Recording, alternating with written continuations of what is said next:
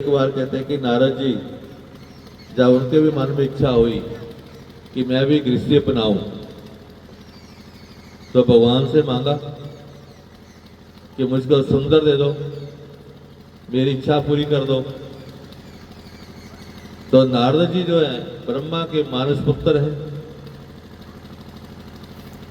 उनके जैसा कोई ब्रह्मचारी नहीं है। पूरी सृष्टि में 5 ही ऐसे ब्रह्मचारी हुए हैं जिनका सुबह उठकर नाम लेना चाहिए और ब्रह्मचार्य पर निष्ठा से इंसान पूर्ण रूप से पूर्ण हो जाता है। तो जब भगवान जी ने अपनी इच्छा अनुसार उनको मुक्त दे दिया तो नारद जी को क्रोध आ गया। उन्होंने भगवान विष्णु जी को कितना कुछ बुरा भला कह दिया। लेकिन जब क्रोध शांत हुआ तो नारद जी को समझ आया कि अगर मैं गृहस्थी में पड़ जाता तो एक परिवार के पालन पोषण में ही अपना जीवन को समाप्त कर देता।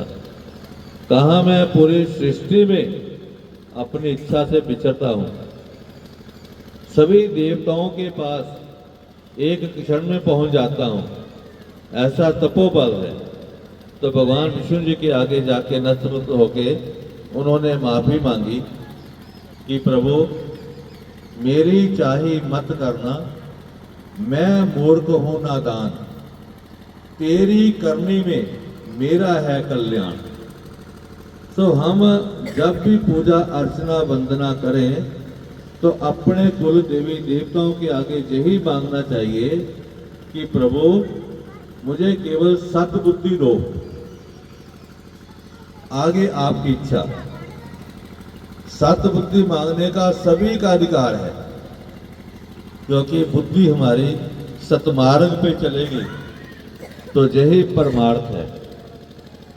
अगर परमात्मा को प्राप्त करना है तो सतमार्ग पर चलना होगा, क्योंकि जिन्होंने परमात्मा के साथ भी छल किया, संसार में तो करते हैं, उन सभी ने दुख पाया।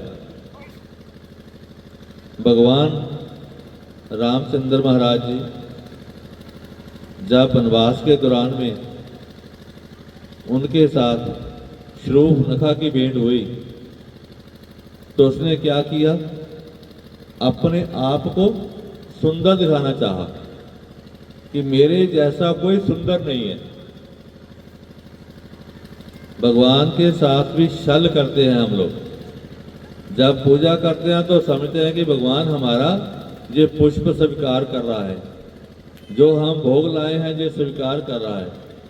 उस समय मन के अंदर कितनी खुशी होती है, लेकिन 5 मिनट के बाद ही हम दूसरों के दोष देखने लग जाते हैं। तो परमात्मा का ये विधान है कि सुंदर अगर है तो आचरण होना चाहिए। तो इसीलिए शूर्पणखा ने दुख पाया, उसको अपना नाक कटवानी पड़ी, क्योंकि परमात्मा के साथ छल किया। हमें किसी के साथ ऐसा छल नहीं करना चाहिए। उसके बाद में देखिए मां सती जी मिली हैं, उन्होंने भगवान के ऊपर शंका की कि राम क्या स्वयं विष्णु हैं, ये भगवान है कि नहीं है। भगवान के ऊपर कभी शंका नहीं करनी चाहिए।